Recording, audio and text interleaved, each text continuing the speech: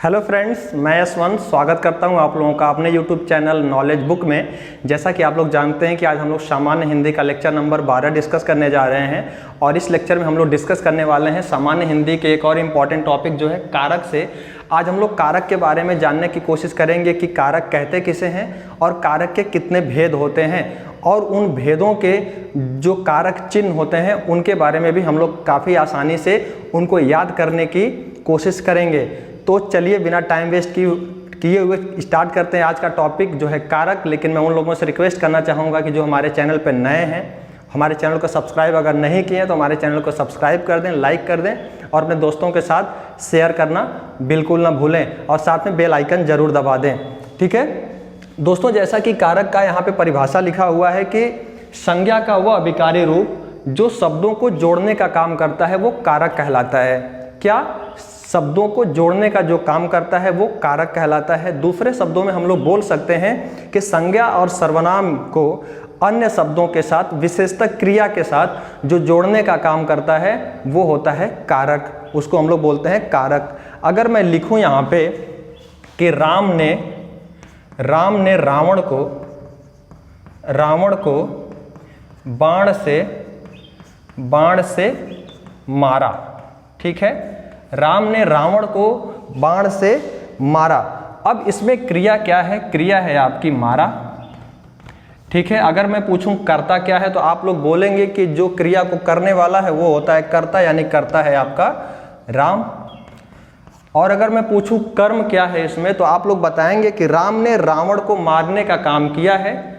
ठीक है, मारा तो है क्रिया हो गई, लेकिन किसको मारा है? रावण को मारा है, तो ए आपका हो जाएगा कर्म। ठीक है, और बाण से मारा है, बाण एक आपका क्या हो जाएगा? साधन हो जाएगा। तो उस साधन से मारने की कोशिश की तो ए हो जाएगा आपका, ठीक है, करण।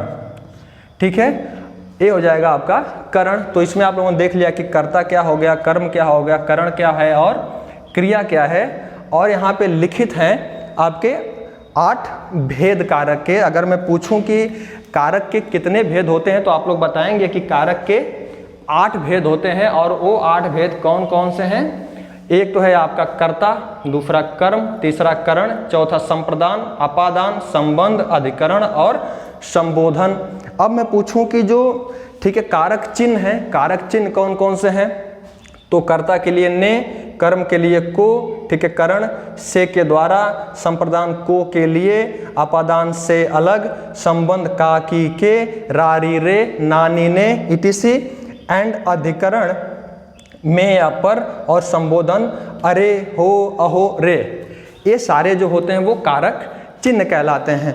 बात ये होती है कि अब कारक चिन्हों को और कारक को याद कैसे किया जाए, तो उसके लिए क्या करना पड़ेगा दोस्तों? एक वाक्य बनाइए आप लोग और उस वाक्य में इन सारी चीज़ों को लिख दीजिए और उस वाक्य को आप लोग याद कर जाइए। 1 बार, 2 बार, 3 बार, 4 बार रिवाइज करेंगे तो वो वाक्य आप लोगों को याद हो ही जाएगा। और वो वाक्य मैं यहाँ पे लिखने की कोशिश कर रहा हूँ और आप लोग भी उसको लिख लें। जैसे मैं लिखूँ यहाँ पे कर्ता ने कर्म को, कर्ता ने कर्म को, कर्ता ने कर्म को, करण से के द्वारा, संप्रदान को के लिए, संप्रदान को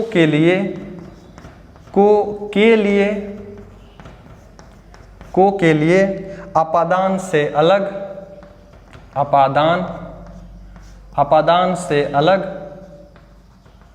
अपादान से अलग, संबंध का की के, रारी रे, संबंध का की के, रारी रे, अधिकरण में या पर, अधिकरण में या पर, संबोधन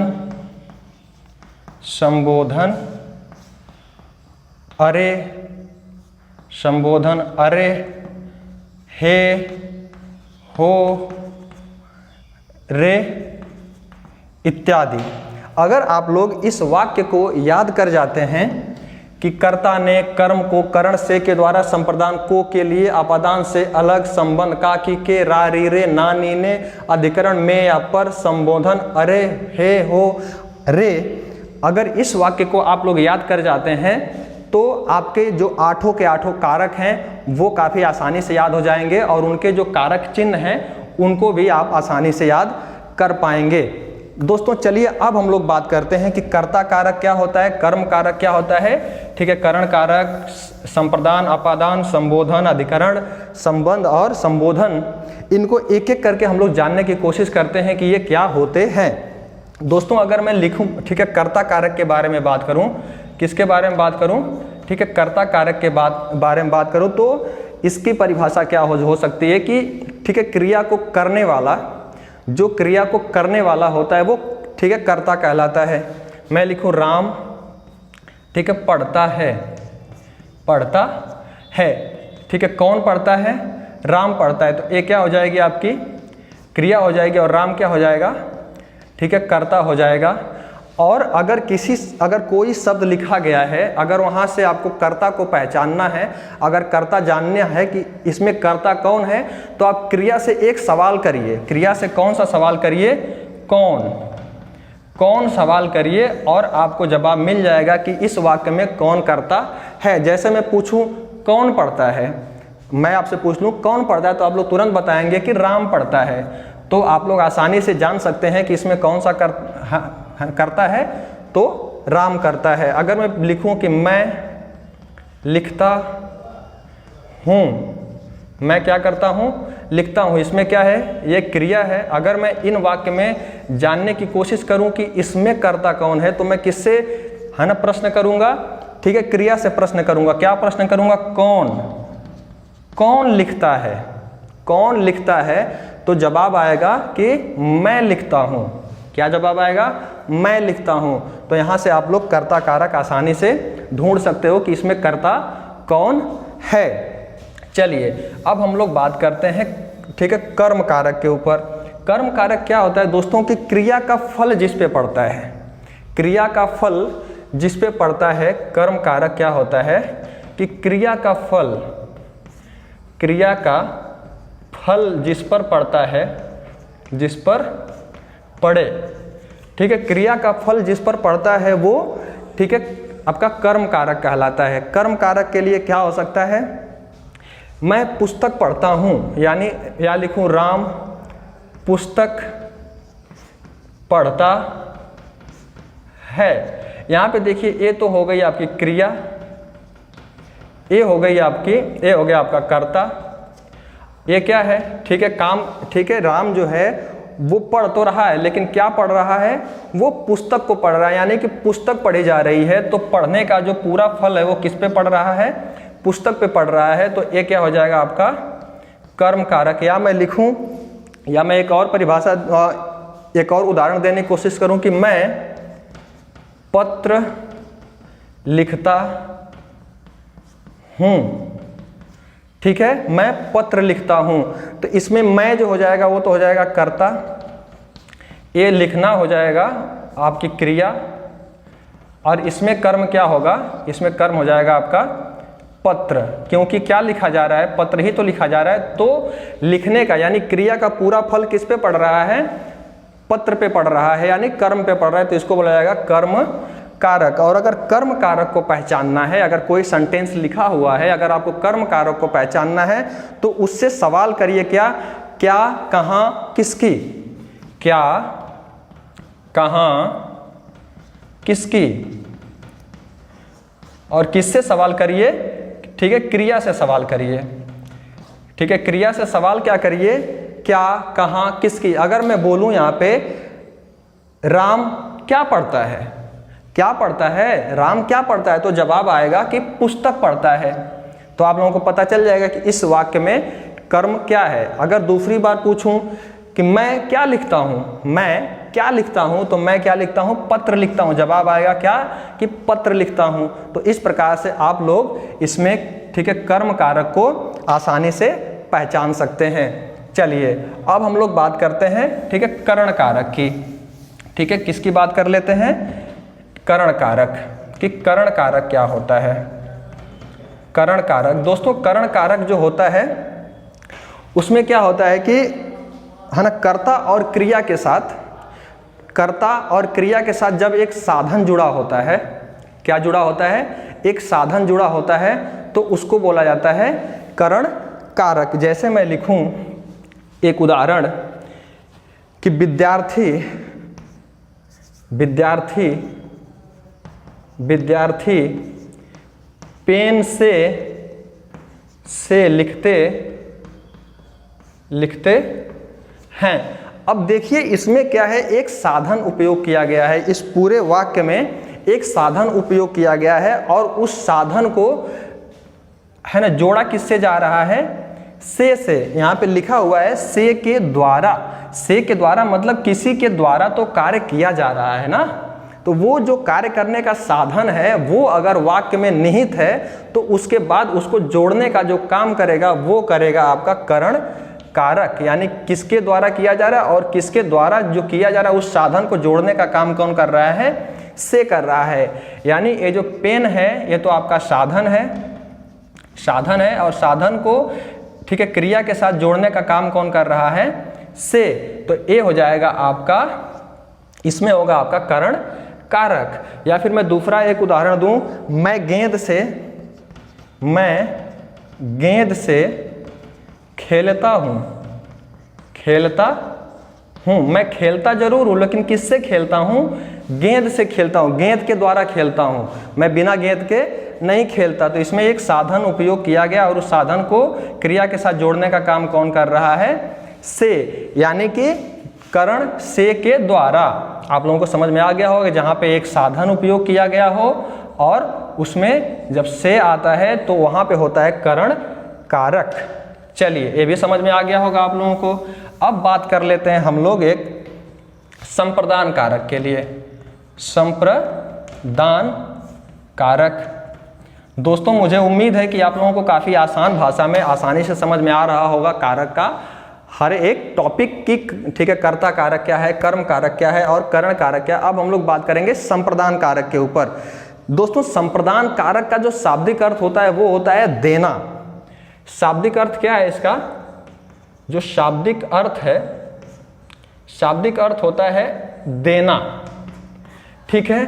तो जिस शब्द में देने का बोध होता है उसको बोला जाता है संप्रदान कारक। जिस शब्द में, जिस वाक्य में देने का बोध होता है उसको बोला जाता है संप्रदान कारक। और संप्रदान कारक को क्या किया जाएगा, को, और यहाँ पे लिखा गया है के लिए, तो किसी के लिए तो दिया जाएगा ना, किसी को तो दिया जाएगा, वहाँ पे हो जाएगा संप्रदान कारक। और इसमें भी जो संप्रदान लिखा हुआ उसमें भी लास्ट में आप लोग देख लेंगे कि दान है, तो मतलब दान मतलब देने का। तो इससे भी आप लोग काफ़ी आसानी से याद कर सकते हैं कि इसका शाब्दिक अर्थ होता है देना, और जिस शब्द में है ना देने का बोध होता है वो होता है संप्रदान कारक। जैसे मैं यहाँ पे लिख दूं अगर कि राजा ने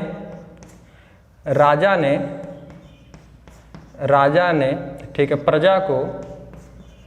है प्रजा को आभूषण दिए।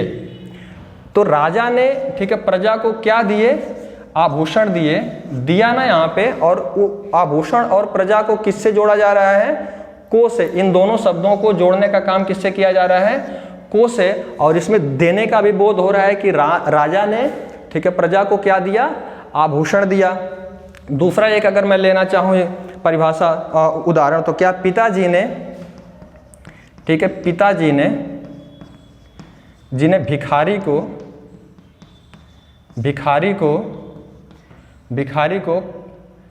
चावल क्या किया, दिया। पिताजी ने भिखारी को क्या दिया, चावल दिया, और उसको किससे जोड़ा गया, को से। तो यहाँ पे हो जाएगा आपका संप्रदान कारक। ऐसा शब्द अगर कहीं, ऐसा वाक्य कहीं भी आपको मिले तो आप लोग काफ़ी आसानी से समझ सकते हो कि जहाँ पे देने का बोध हुआ हो और उसमें को आए तो हो जाता है संप्रदान कारक। और इसके जो नोट्स होते हैं दोस्तों, इसके जो इम्पॉर्टेंट पॉइंट है जो हमको याद करने चाहिए, कि जहाँ पे अगर किसी को प्रणाम किया जा रहा है और किसी भगवान को कुछ अर्पण किया जा रहा है, क्या नोट में क्या लिखेंगे, अगर किसी को ठीक है प्रणाम किया जा रहा हो, ठीक है प्रणाम किया जा रहा हो, या फिर ईश्वर को कुछ अर्पण किया जा रहा हो, ईश्वर को क्या किया जा रहा हो, अर्पण किया जा रहा हो, तो वहाँ भी कौन सा कारक होगा, वहाँ भी संप्रदान कारक होगा। जैसे मैं लिखूं अगर श्री कृष्ण को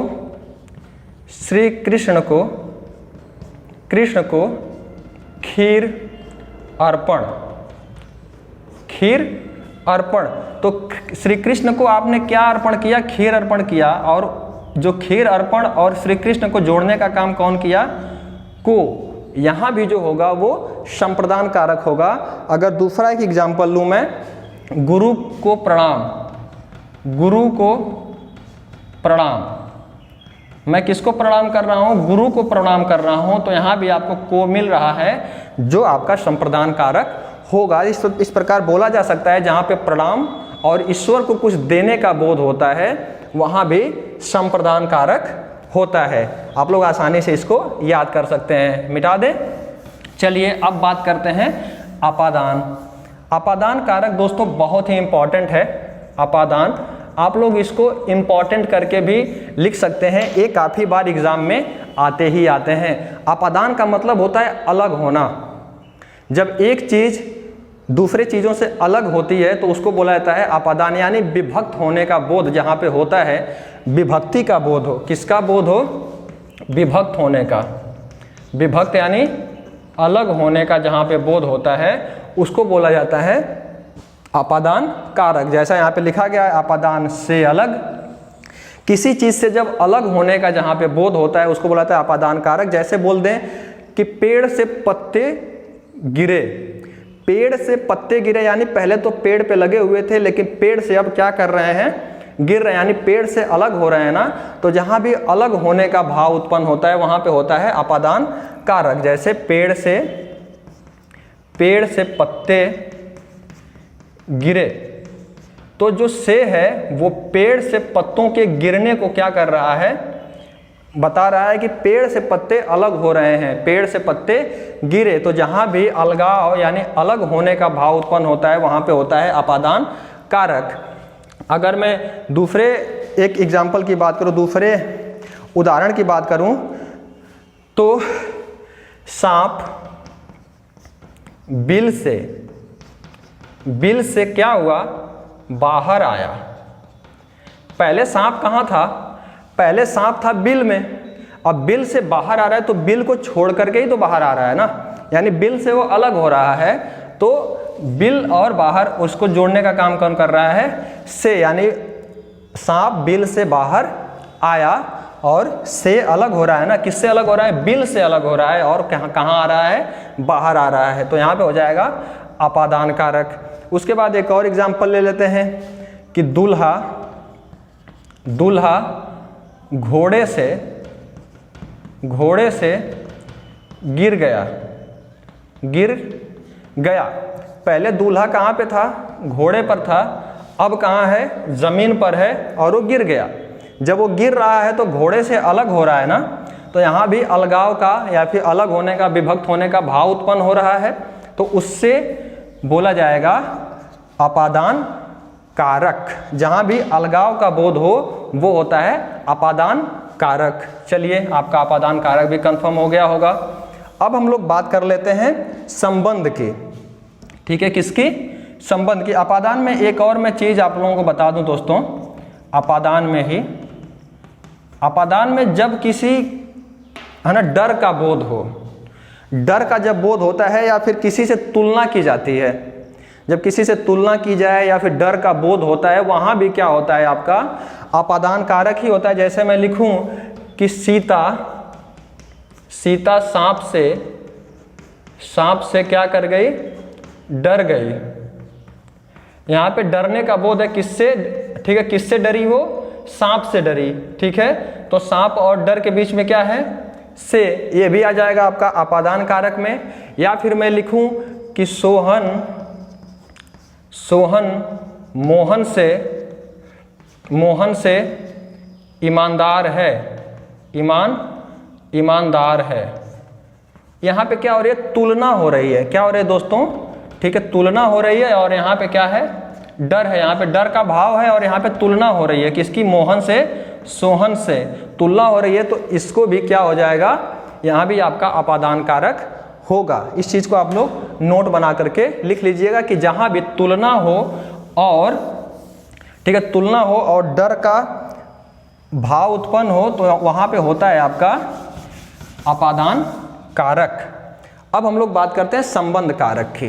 किसकी बात करते हैं, संबंध कारक। दोस्तों संबंध कारक वे कारक होते हैं जहां एक दूसरे के बीच संबंध को बताया जाए। एक दूसरे के बीच जहां भी संबंध का बोध होता है, संबंध बताने का बोध होता है, उसको बोला जाता है संबंध कारक। और इसको व्यक्त किससे किया जाता है, का, की, के, रा, री, रे, ना, नी, ने, etc।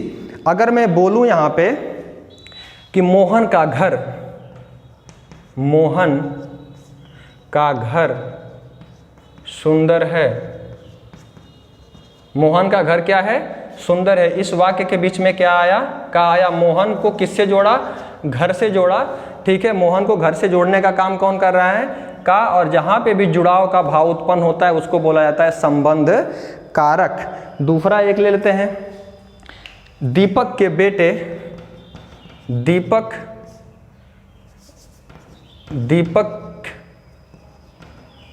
दीपक के बेटे सुंदर हैं या फिर मोटे हैं। दीपक के सुंदर क्या हैं, मोटे हैं। तो दीपक और उनके बेटे के बीच संबंध दिखाने के लिए यहाँ पे क्या यूज किया गया है, के। तो जहाँ पे भी का, की, के, रा, री, रे, ना, नी, ने संबंध दिखाने का काम करे वहाँ पे होता है आपका संबंध बोधक। आई होप आप लोगों को संबंध बोधक भी और संबंध कारक भी समझ में आ गया होगा। उसके बाद हम लोग बात कर लेते हैं अब अधिकरण कारक की, कि अधिकरण कारक क्या होते हैं। क्या लिखें, अधिकरण कारक। अधिकरण कारक दोस्तों क्या होता है कि कोई चीज या तो अंदर हो या तो उसके बाहर हो, या तो कोई भी चीज किसी चीज के अंदर हो या उसके बाहर उस पर रखी गई हो। जहाँ पे ऐसी चीज़ों का बोध होता है, जिन वाक्यों में ऐसे भावों का बोध होता है उसको बोला जाता है अधिकरण कारक। जैसे मैं बोलूँ कि गिलास में पानी है तो गिलास में पानी है। फिर मैं बोलूँ कि पुस्तक मेज पर है तो एक तो उसके अंदर है तो में, या फिर उसके ऊपर है तो पर। ऐसे वाक्य जहाँ भी आए वहाँ पे होता है आपका अधिकरण कारक। जैसे मैं लिखूँ गिलास में पानी है, तो गिलास में क्या है, पानी उसके अंदर है ना। और उसको बताने का काम कौन कर रहा है, उनको जोड़ने का काम कौन कर रहा है, में। फिर मैं लिखूं कि किताब मेज पर है, मेज पर है। किताब कहाँ है, मेज पर है। या फिर मैं बोलूं कि पिताजी छत पर हैं, छत पर हैं। जब कोई सामान किसी के अंदर हो या किसी के ऊपर हो, स्थापित की जा रही हो, वहाँ पे अगर ऐसे वाक्य जहाँ पे भी आते हैं वहाँ पे होता है आपका अधिकरण कारक। आई बात समझ में।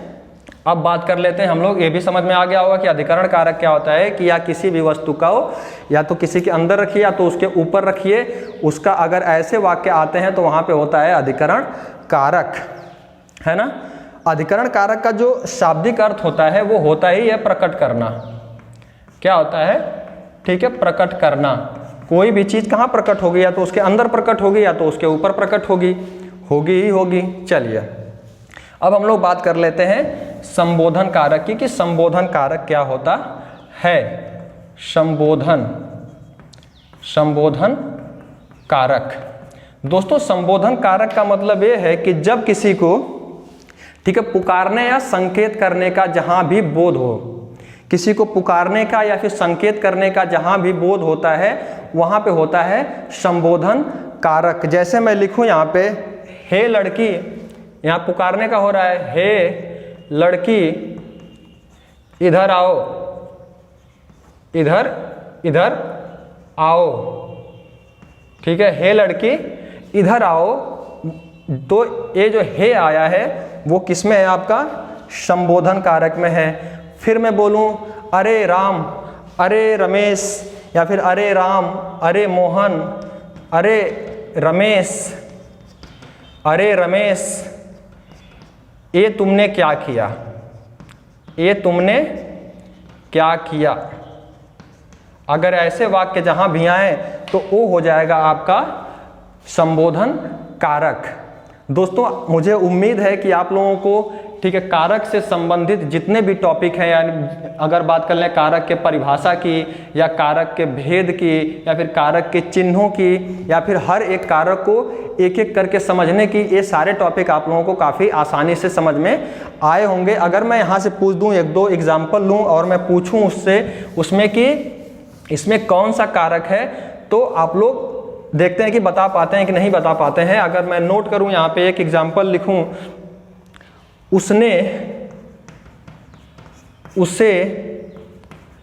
उसे छल से मारा। यह एक उदाहरण देता हूं आप लोगों को और बताइए कि इसमें कौन सा कारक है, क्योंकि ये थोड़ा सा कॉम्प्लिकेटेड है, ये थोड़ा सा ठीक है फंसाने वाला है और एक कंपटीशन एग्जाम में बहुत बारी पूछा जाता है। आप लोग अगर से को देख करके मार दिए, से को देख करके अगर आप लोगों ने अपादान मार दिया तो वो हो जाएगा गलत। क्यों गलत होगा? क्योंकि इसमें अलग होने का बोध नहीं हो रहा है, इसमें अलग होने का बोध नहीं है, अपितु क्या हुआ है कि छल से मारा गया है। तो छल क्या है? यहाँ पे एक साधन है। छल क्या है? एक साधन है। और छल से किसी को मारा गया है तो छल क्या हो जाएगा यहाँ पे? ठीक है करण हो जाएगा। और एक किसके अंतर्गत आ जाएगा? ठीक है करण के, है ना, ये हो जाएगा आपका करण कारक। क्यों हो जाएगा करण कारक? क्योंकि यहाँ पे देख रहे हैं कि से के द्वारा यानी छल के द्वारा मारा गया है, यानी छल से मारा गया है, छल के द्वारा मारा गया है। अगर मैं दूसरा एक ले लूँ कि मेरी किताब